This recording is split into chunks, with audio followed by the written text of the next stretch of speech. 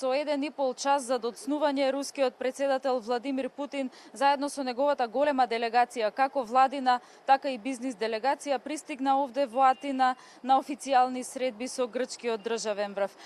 Посетата на Владимир Путин и неговата делегација овде во Грција е под силно полициско обезбедување. Околу 2500 полицајци се тука за да го обезбедат доаѓањето на Путин овде во Атина и речиси на секој чекор може да се забележат полициски службеници по улиците. Како што кажав, со 1,5 час за доцнување Путин пристигна во Атина. На аеродромот, на атинскиот аеродром беше пречекан од грчкиот министер за одбрана Панос Каменос и веднаш потоа замина во председателската палата, каде што чинам се уште трае средбата со грчкиот председател Прокопис Павлопулос.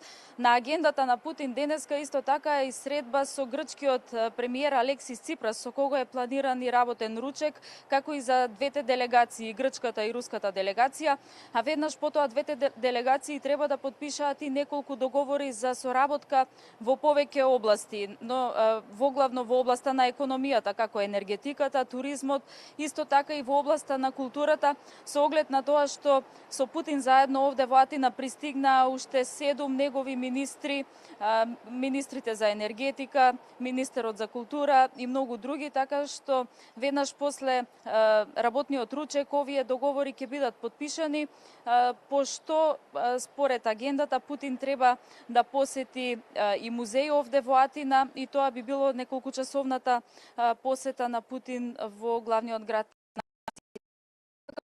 Поради неговото задоцнување, иако беше најавена пресконференција на Владимир Путин и Алексис Ципрас за некаде околу 19 часот, најверојатно таа пресконференција, односно изјавите за медиумите, ќе бидат одложени за нешто повеќе од половина час, можеби и час. Колегата Лука Андреев подготви прилог за посетата на Путин во Атина. Предлагам да го погледнеме пред да...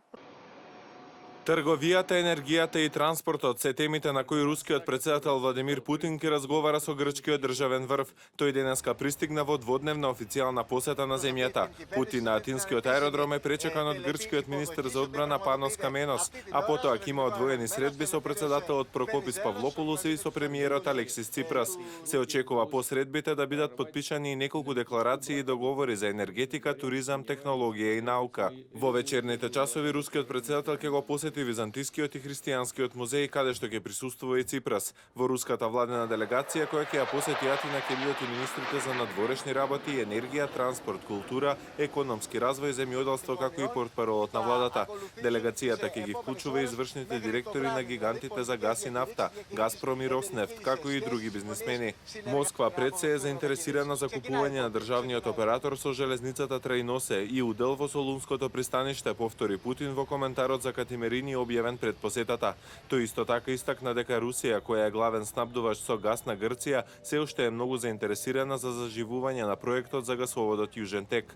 Утре Путин ќе замине за Солун, каде ќе го пречека грчкиот министер за надворешни работи Никос Кодзијас. Рускиот лидер потоа заедно со Павлопулос ќе ја посети Света Гора, каде ќе присуствуваат на прослава по повод одбележувањето на 1000 години присуство на руските монаси во православната монашка заедница. Путин ќе се замине од Грција со специјален лет од Солунскиот аеродром во сабота вечер.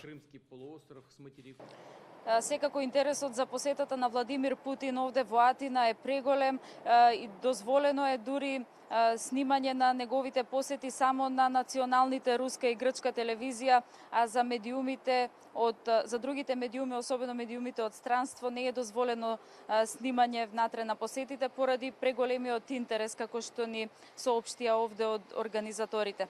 Како што имавме можност да слушнеме и од прилогот, посетата Владимир Путин на Атина ќе ја заврши вечерва, меѓутоа тој утре патува во Солун, од каде што ќе замине и на Света Гора, каде што заедно треба да се сретне со рускиот патриарх Кирил и заедно да учествуваат на одбележувањето на 1000 години руско монаштво на Света Гора.